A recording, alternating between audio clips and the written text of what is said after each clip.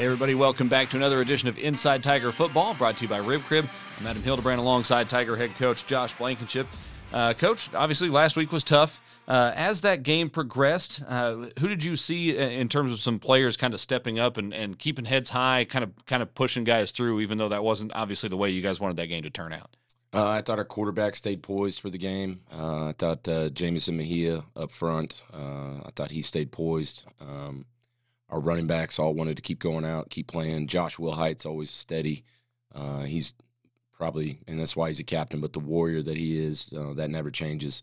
So defensively, I thought Demarius Thomas really battled and had another good game up front. It's kind of hard when you're getting beat that bad to sit there and find the good things. But one thing we didn't lack was our effort. I think our defense was out there 110-plus snaps.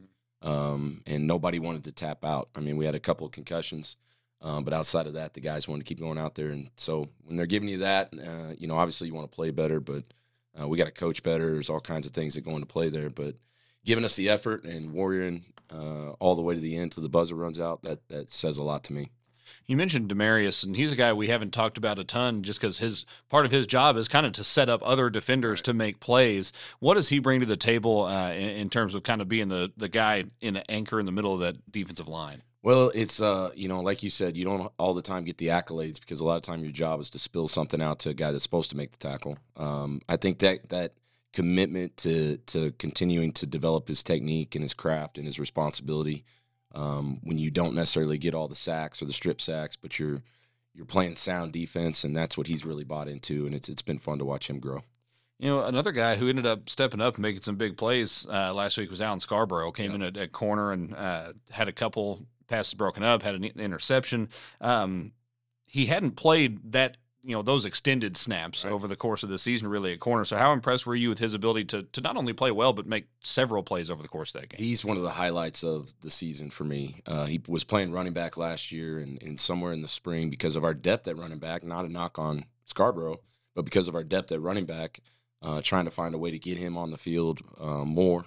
And corners where we decided to do that, and he was all in on that. Spent all summer learning that position. And then I told him a couple weeks ago, I think he had knocked down a couple of balls, pass breakups. I think maybe the Westmore game, maybe the one before. And post-game, I told him, you are slowly becoming one of our best cover corners. Just keep doing what you're doing. It's fun to watch. And then for him again in that game to make plays over and over again. And in the scheme that we're in, those guys, opposite of what some other positions plays, a lot of times those DBs are on an island. And for him to be poised up and make the play in those moments was big time.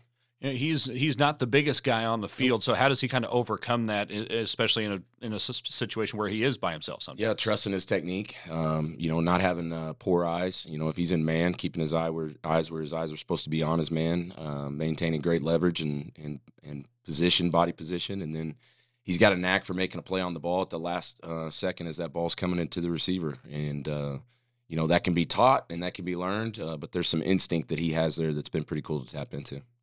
Enid coming up this weekend. You guys and Enid are potentially setting up to be fighting for a playoff host spot to host a game in the postseason. Is that something you address with the team at all, or is it pretty much just business as usual?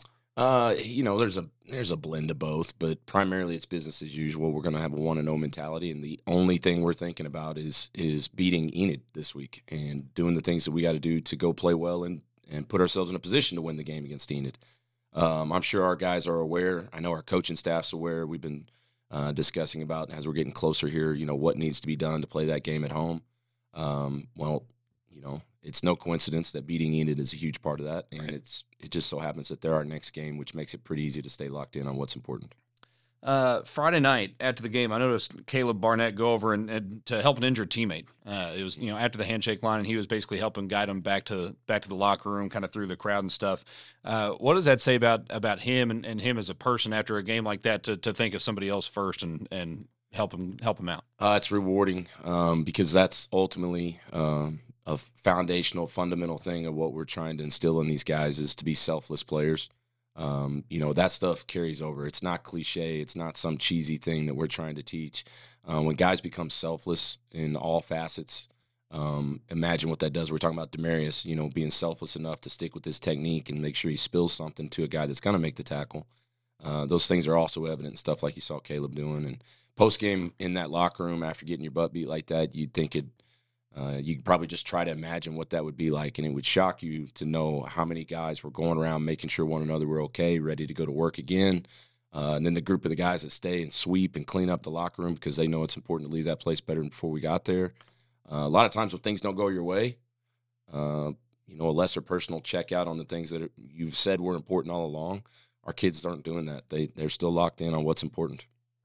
That's Broken Arrow Tiger head football coach Josh Blankenship. We'll be back with more in just a moment. This is Inside Tiger Football, brought to you by Rib Crib.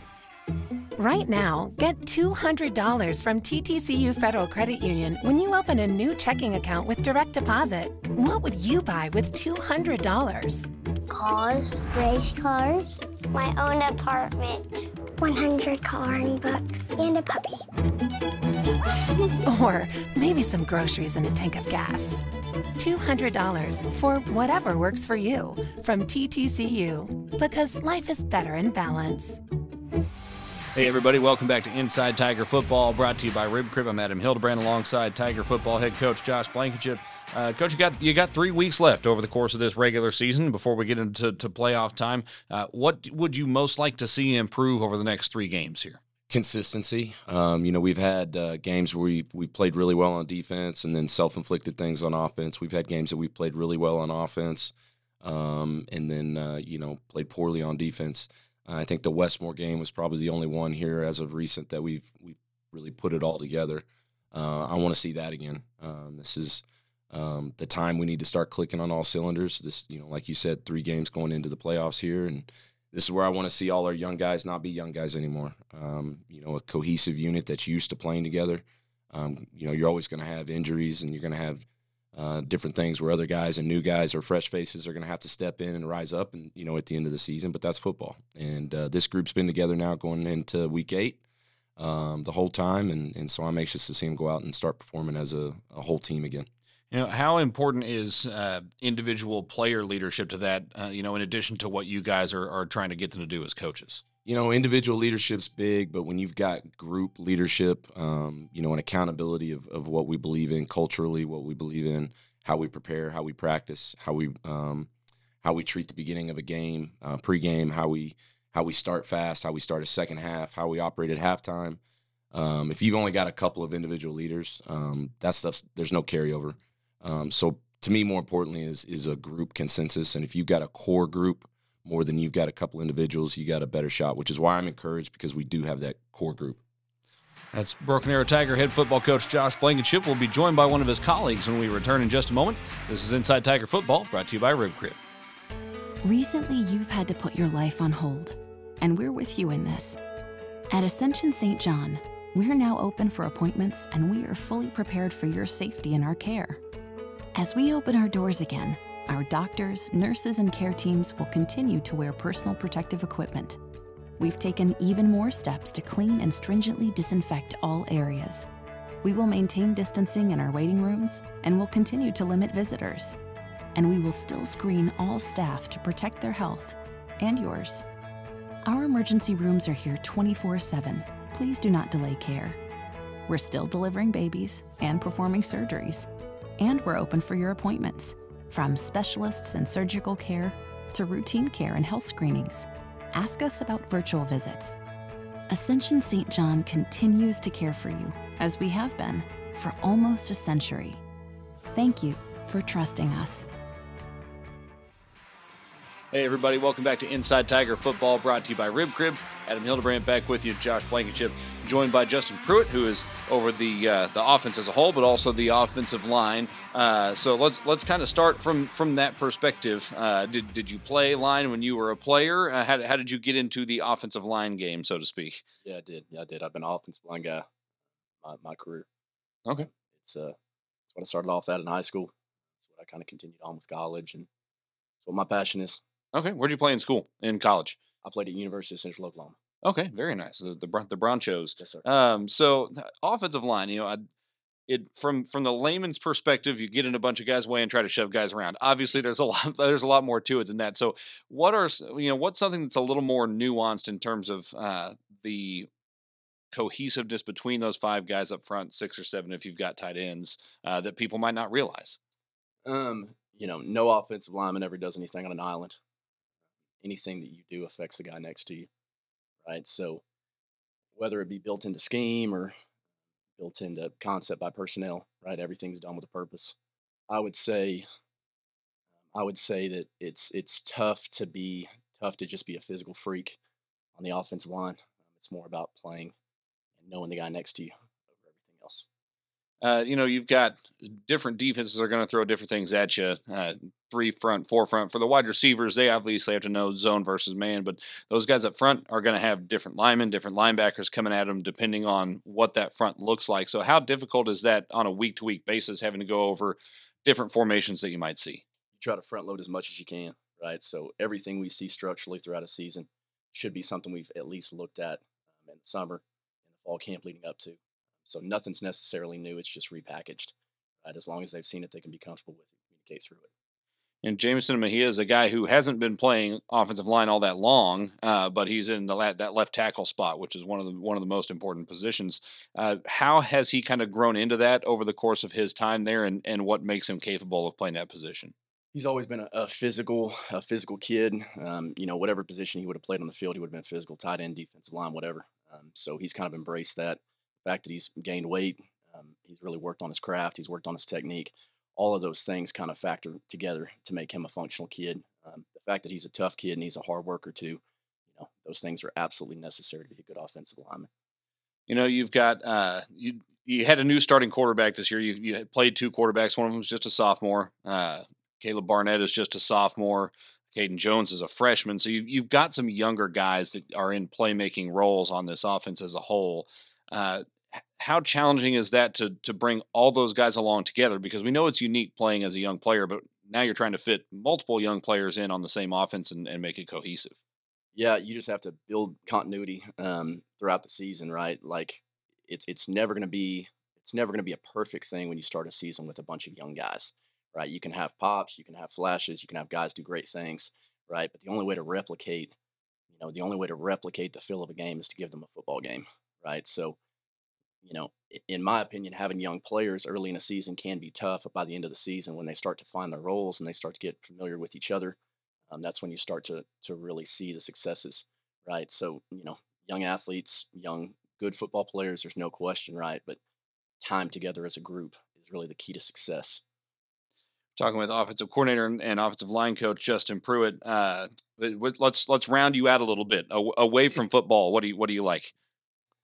I like fishing, outdoors things. Right? I go hiking with my wife, things like that.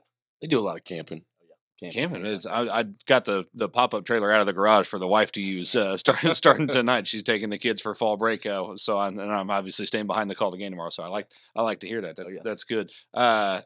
What's the hat? Bad Boys for Life. It's a mantra we have, right? So we kind of made a decision whenever I first got to Broken Arrow, right? I let the offensive line kids decide on what they wanted their slogan to be.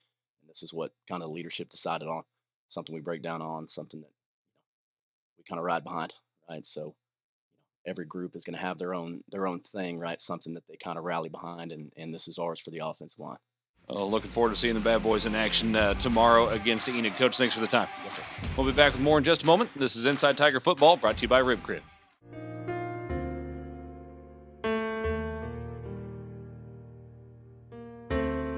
For families who like to build their wealth while staying liquid, we have flexible rate CDs to keep your funds working hard, even when you're not. First National Bank of Broken Arrow. The right balance. Welcome back one final time to Inside Tiger Football, brought to you by Rib Crib. Big thanks to Coach Pruitt for joining us just a moment ago as well. We hit on Enid a little bit earlier. Didn't really dive much into who they are as a football team. Rashawn Woods is the head coach over there, a name that people within the state will certainly know. So it seems like this is a group that's been getting better and better over the last couple of years here. That's kind of Rashawn's MO. He'll take a group that maybe isn't used to experiencing a bunch of success, and then he stays consistent with what they're doing, whether it's their off-season prep, their getting those young kids, in youth football, middle school football, engaged in off-season programs, and really the cliches, the vertical alignment, he's really big in, or big on. And then scheme-wise, they're not overly complicated in what they do, offense or defense, but they're very sound in what they do, and they're very well coached in what they do, and they don't get too outside of themselves, creatively. And I don't mean that as a knock. I mean that as a compliment. They stay within who they are. And just based on what I watched last year throughout the season, how much better they got throughout the season, they've done that and carried that over into this year. I think I heard somebody say that they rushed for the second most yards against Jinx that have ever been rushed against Jinx at their place. I know they beat Westmore last week in a nail biter, 9-7. I think they hit a field goal to win it. So they're playing really good defense. They're running the ball really well. And they take that plan into each week and continue to improve their guys. Broken Arrow wins Thursday night if what? We play our brand of football. If we come out with lackluster efforts or lack of focus, or we're self-inflicted issues, then that's when you're going to have difficulty. If we'll come out and do us, the way I watch us practice every day, every week, but we do it under the lights when there's an opponent across from them that wants the same thing we want, we'll have success. That's Broken Arrow Tiger football head coach Josh Blankenship. We've got Broken Arrow hosting Enid, 7 o'clock tomorrow. We'll have it on Arrow Vision with Spav and Madison and I on the call. Coach, thanks for the time. We'll talk to you next week. Thank you. That's it for this edition of Inside Tiger Football, brought to you by Rib Crib.